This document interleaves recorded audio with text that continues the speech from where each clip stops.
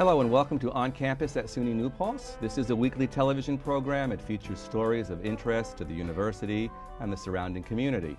My name is Steve Kitsakos. I'll be your host for today's program. Greek gods and goddesses come to life in Metamorphoses, an innovative adaptation of Ovid's stories from Greek mythology by Mary Zimmerman.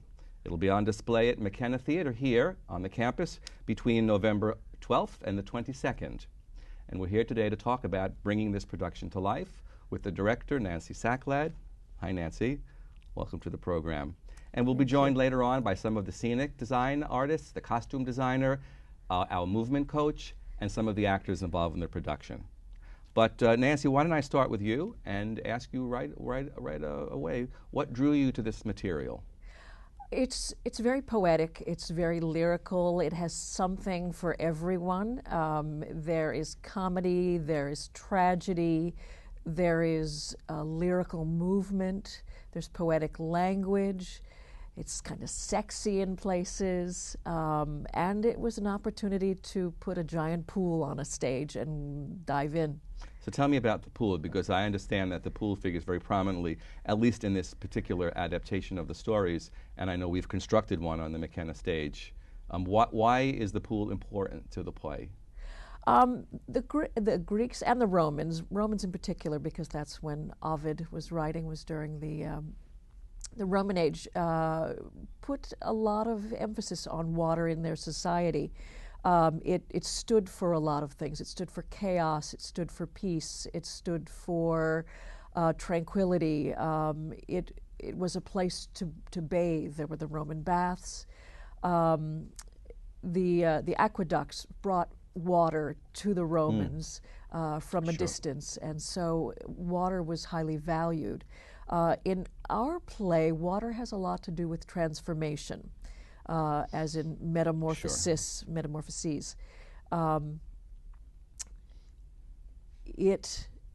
The pool is about 12 by 20 on the stage. It's an interesting shape that really kind of thrusts itself at the audience. We have a couple of other water elements. There's a waterfall, and then there is a shower that happens in the middle of the pool. That all contribute to the water essence of the play. How does water affect the themes of the play particularly? I mean, you talked about transformation and water, but we're dealing essentially with mythological characters, right? Gods and goddesses who are imbued with sort of supernatural powers, although some may be demigods. So how do they work within the context of the water? Well, the water, conceptually, for me, the play is about a series of baptisms, both literally and metaphorically. In each of the stories, somebody gets wet. Sometimes there are gods that are crossing through the waters to grab and seize humans who need to do things that they're not doing. There's a story of Mira, a young girl who will not love romantically, and so the goddess Aphrodite crosses through the water to grab her. She seizes her and says, "Yes, you will." And of course, for anyone who already knows the story, it's a love that would not be condoned by society. She is made to love her father. Other ways in which the water is used, Orpheus descends to Hades and crosses the river Styx through the water. He ends up shouting to the gods under a stream of shower. Yeah. It's interesting that you say that you use baptism as a metaphor for transformation, because I just started thinking about this. This really sets it in a Western sensibility. I mean, if you look at the Eastern sensibilities, they're more about transformation from within. But here is a case, really, right? And I mean, we base most of our sensibility on, certainly in the Judeo-Christian ethos coming out of Western civilization. So here are these pagan, essentially, gods and goddesses, right? But using, as you said, this metaphor of water for baptism, which is specifically a Christian image or symbol. Very right? much so, very much so. Yeah. I think the transformations, in order to be visible for the audience are made true through physical transformations, what we can actually see, what we can hear, vocal transformations, as opposed to sensing that maybe something has shifted on the inside. We know clearly there's been an internal shift through what the actor does physically and vocally. Do you think the audience will be transformed as well? Will be I changed? hope so. I certainly hope so. And in what ways can that be achieved? Well, I think Mary Zimmerman, who wrote the play, adapted it from a translation by David R. Slavitz, and the language that Slavitz uses is so beautiful, and that's why I think she chose him. But his translation is of the Ovid, and Ovid had a great many more stories involved in his writing than Mary uses in the play. And what she's done is hand-selected this piece and that piece and this piece and that piece. I think there are 8 in total, to create an arc that is new and rather refreshing. And I think her intention is to evoke a catharsis in the audience with that. And of course, another great Greek attribute of the theater, the idea of catharsis and release in general. I want to ask you, do you think that these stories are important today? Do they speak to people today in the same situations, the same themes? I think they do. The themes are really universal. Ovid used archetypes, and we are using the notion of archetype even in our creation. And some of the pieces, while they may be set in another era, have elements of the contemporary. The Phaeton Myth, Phaeton was the son of Apollo, and Apollo was the god of the sun. And Phaeton wanted more than anything to drive Apollo's chariot. And of course, Apollo lit the sun every day, for the people. And Phaeton, being young and not quite as experienced as Apollo, drove too close to the sun, and he burnt. The world burnt. They say that's where Ethiopia came from. And in our version with Mary Zimmerman, Phaeton is present on a life raft, a rubber life raft in a pool with sunglasses on and a swimsuit, and he's in a therapy session. So it's anachronistic, and the anachronism have these universalities or these archetypes in it as well. Yes. You've obviously been directing with student actors, and I wonder if you could tell us a little bit about the metamorphoses that perhaps some of the student actors have undergone. If they have at all. Yes, of course. And I'm hoping that they have, right? They have. We started before our actual rehearsal process with a series of workshops about archetypes, about physical gesture with the body, about centers of energies and that sort of thing, and vocal workshops as well. And what I've been looking for in them, what I've been encouraging them to do, is to seek the greatest amount of variety from character to character. They each play 5 to 7 characters, and so each one needs to be pretty distinct. You also talked a little bit about the vocal, the text itself, the script itself, how you were attracted to it. Can you tell us a little bit about the nature of the poetry or the nature of the adaptation, and how it might also relate to the work that you do as a speech and voice teacher? Well, the language is very rich with imagery. There's a lot of alliteration, there's assonance, all sorts of literary devices that you would find in language that's poetic. In terms of what we do speech-wise, each and every one of the sounds must be heard, must be understood. Every word needs to be understood. So it will be obviously both a visual and an oral experience as well. Yes. So you're going to come back with us in the 3rd section of the program. We're going to talk next a little bit about the physical design, and then we bring the actors, we'll bring you back again to talk about Metamorphoses at McKenna Theatre between November 12th and 22nd. Stick around, we'll be right back. Thank you.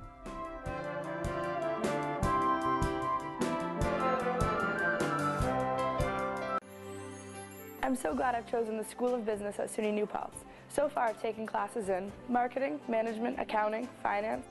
My professors have worked in all facets of business. They help me in the classroom and by getting me involved in programs outside the classroom. I learned from faculty and students from all over the world. The students, the faculty, and the dean all work together. It's like a family. SUNY New Paltz, the preferred business school of the Hudson Valley.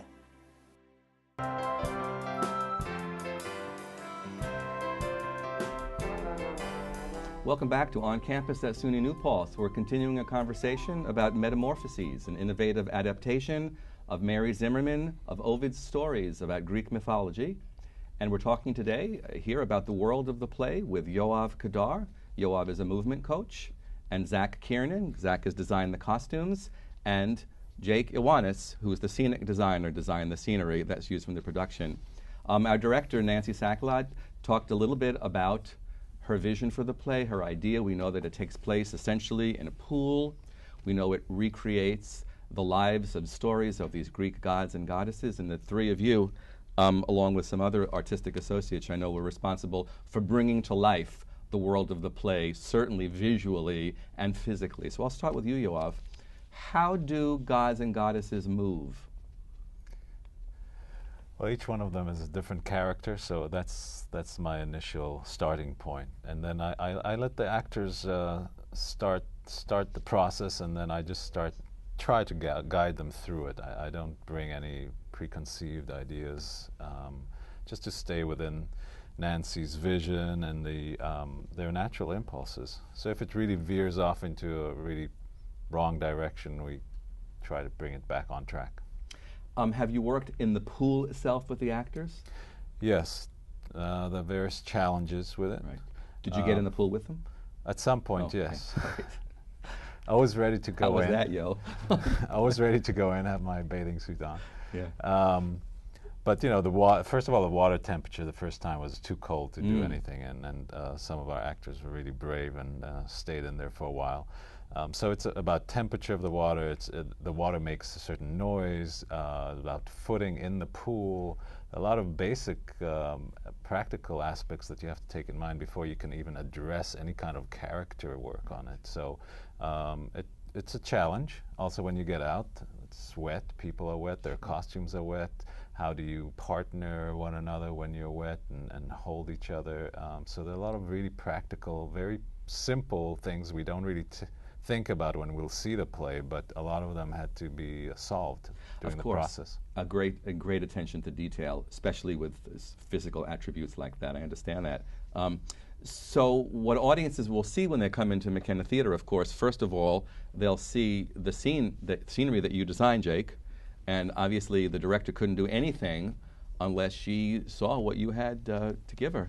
So tell me a little bit about what you came up with, and what potentially your influences were, and how you executed it? Well, it's a pool. I mean, there's really, from the get-go, there was nothing that we could do on this play without a pool. I mean, the script called for it. Everybody was waiting for it. So I mean, I took a lot of influences from, like Nancy was talking about earlier, Greek and Roman baths, and this idea of how they structure their life around water. And so I just took the water and I went with it. So I mean, everything is somewhat reminiscent of the water in the pool that is so prominent. So we have an actual swimming pool on stage, and there's fountains that flow into it. There's drapery that comes down to it, that everything kind of flows in the same way that water would. The paint that's all over the stage is reminiscent of water. There's mosaic tile work that has waves in it, and it's very reminiscent of ancient Greece and ancient Rome, and there is heavy water influence throughout the entire set. What kind of research sources did you have to use? Well, I mean, usually in any set design, the research comes from everywhere. So, I mean, I did a lot of research in history books as far as what ancient Greek and Roman baths look like, but then I went even farther as that and went into this whole abstract research of different artists, and, you know, I mean, I went so far as to research artists such as Magritte and this whole surrealist world of water. But yeah, I did a whole lot of research as far as water and pools and you know, columns and cement and tile and limestone and all of these things that would be around the area. So, what is the pool constructed of? Meaning? Well, obviously, you know, we put scenery on stage and is often made of wood or of metal to look like other things. Right. But it seems to me there's probably a bit of engineering that needed to be done in something like this, right? There's quite a bit of engineering. Yeah. Luckily, the stage floor of McKenna Theatre Yeah. is slab concrete, so we just built up from there so that it can support the water, because there's about 1,500 gallons of water on stage. So It's applying a lot of pressure. there's a lot on of the pressure. stage. So yeah. Yeah, as well. So is it, as at this point, has everything been completed? For the most part, I mean, there's a lot of finishing touches right now. We're adding all of the fine details. So yeah. And when you stand aside and look at the pool, is it what you envisioned? It is, but you know, it's in my mind, it's never complete. I could keep working on this set until the day I die. So there's always things that I want to add and little ways that I can go a little bit further. So. Okay. Zach, let's talk a little bit about the clothing that these people wear. I understand that the actors play many, many roles. I'm sure your costume list is extensive. Yes, right? it is. There's lots of costumes for everybody. So. And also, Nancy mentioned that it's a little sexy. So I imagine it's up to the costume designer to even make it more sexier? Yeah, I guess a lot of, especially with the gods and goddesses, we wanted to keep them classic and Greek, and so they were, a lot of the time, we tried to make them strong, sexual kind of beings as much as they were and seen in that time. And how do you accomplish that through costume design? I guess trying to make the actors and bring out their best features with costumes and fabric, and it's kind of all magical looking and, you know. Right. So do you sort of sit down and interview each of the actors and take a look and see what they have to offer their best, you know, and then say, well, I think I'll take advantage of this torso or this waist or this hair? Or what I did for this was I went to the auditions with Nancy to see everybody, and we had talked about people and looks and things like that, and I just kind of went from there and tried to show their best assets and make them the best Greek gods that they could be. How do you negotiate clothing that needs to get wet all the time or be wet in the pool? And what kind of challenge is that for you? It's a bit of a challenge, but I think we tried to find fabrics that would try and resist water for the most part and dry quickly, so it wouldn't be so heavy for the actors. Also, it's just trying to keep them not so long. I mean, there's drapery and things like that because they are Greek gods, but trying to keep them so the actors are able to move as much as possible in the water. Yeah. Yo, I know particularly one of your specialties, and we know this from the countless productions that you've worked on, is really to take an article of clothing, a hat, a coat, shoes, etc., and to really finesse it in a way. Have you started working with the costumes yet, or any costume pieces? No, there is some of the drapery that we're challenged with, because for me, from my point of view, even the pool of water, it's there, and it needs to be used. It needs to be justified. So working in the pool with the actors and why there is water, when do they go in, how do they use the pool, is again an extension of who they are. It's an extension of the story. So that was a new element for me, which was fun to play with the water. It takes on different life for each character. And once they actually have their full clothing on, their costumes, will you be able to, make adjustments and? Yes, and I think as Zach mentioned, I think the most, again, it's a challenge. It will be the idea of the costumes getting wet, and how do you function and still move the way you need to move with a wet costume, and if you have to carry someone on your back or you have to hug someone, it creates a lot of different elements that, out of the pool you wouldn't even think about them. Of course. Well, of course, this all sounds like for audience members, it will be a bit surreal to sort of watch the movement of the water and the actors moving in it and the gorgeous colors and the sumptuousness of the costumes and, as you said, the drapery in the pool itself and the way they move, and sort of coupled with, I believe, the vocal prowess and the vocal storytelling. It should be a sublime experience for theater goers. Metamorphoses between November 12th and 22nd. We'll be back with the director and some of the actors to talk a little bit more about this product. Stay.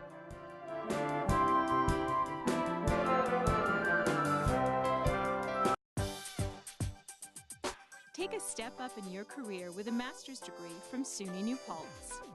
The graduate school at SUNY New Paltz offers masters in a variety of fields, including business, education, science and engineering, fine and performing arts, and psychology. Our faculty will help you get what you need to advance in your career, and our classes are geared to fit your schedule. A master's degree from SUNY New Paltz. It's what your career needs.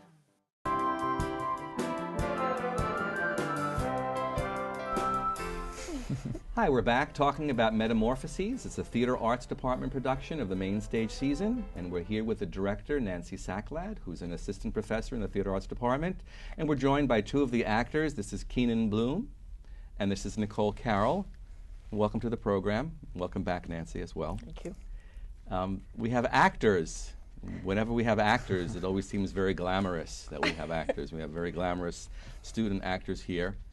I'm interested in hearing about your experiences working on the production, but specifically having to create and inhabit a variety of characters over the course of 90 minutes. Why don't we start with you, Keenan? Tell us a little bit about who you play and how you play. I play 6 different characters in the show. Some of the main characters I play Ceyx in the tale of Alcyone and Ceyx, and Orpheus in the tale of Orpheus and Eurydice, and Philemon from Baucis and Philemon.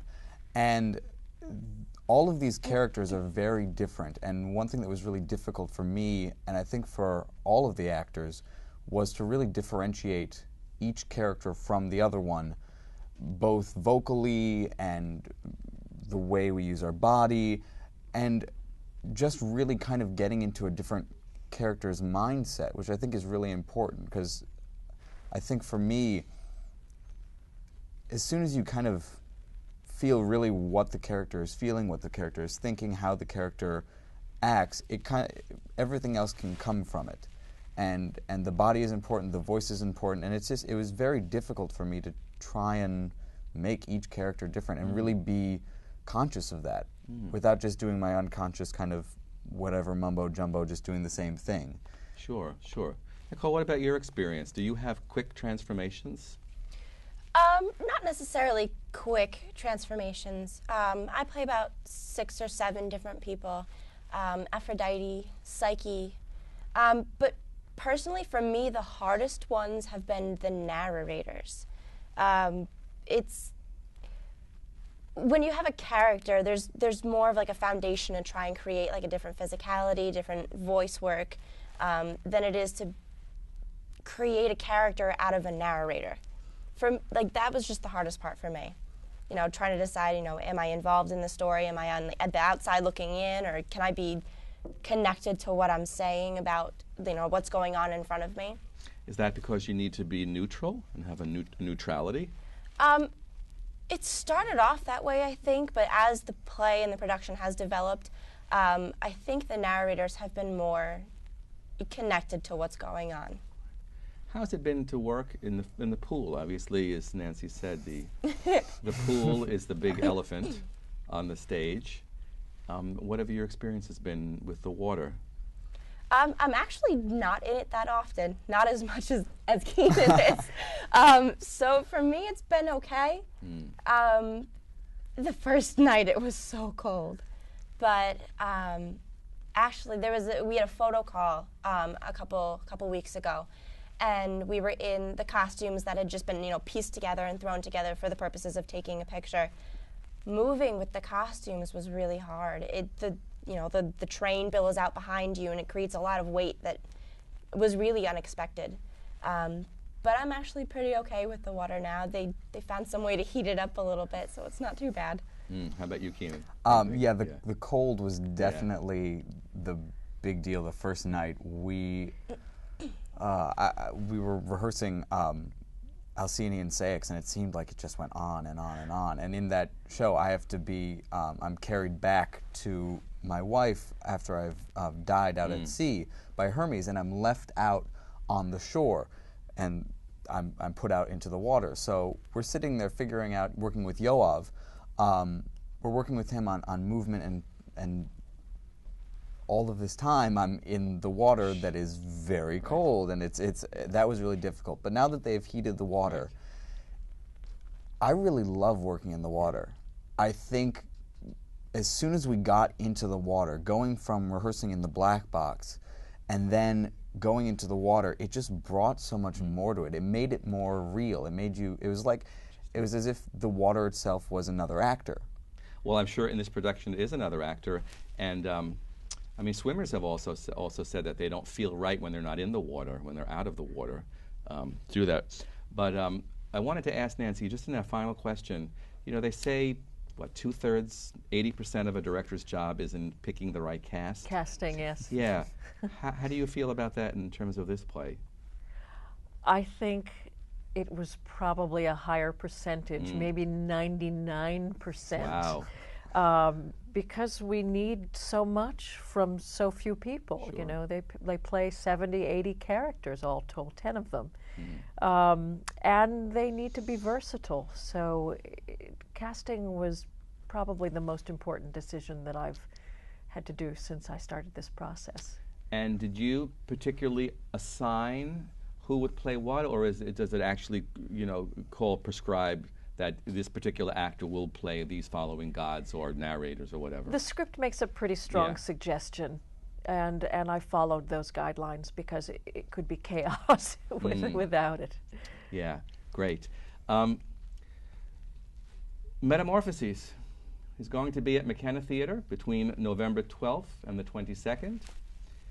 There are evening and matinee performances. You can actually get more information by going to the website newpaltz.edu/theater, and that's with the fancy RE spelling, and you'll get lots of information about this and other upcoming theater arts productions as well.